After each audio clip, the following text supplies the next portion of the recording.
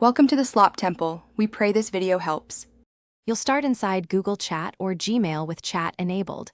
Sign into the account that owns or moderates the conversation.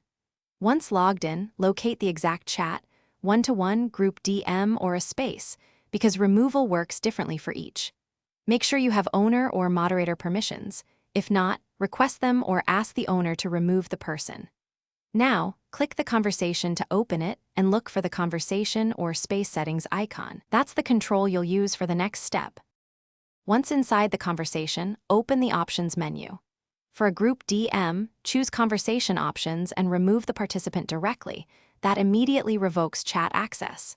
For a space, click the space name or gear, select view members, then choose remove next to the person's name, confirm when prompted. For legacy rooms, use more right arrow manage members and remove the user. Make sure you confirm removal. Notifications may or may not be sent depending on settings, so check the member list to verify. After removal, verify the person no longer appears in the member list and cannot send messages. Once done, tell the group about the change if appropriate. Keep a screenshot for records or HR.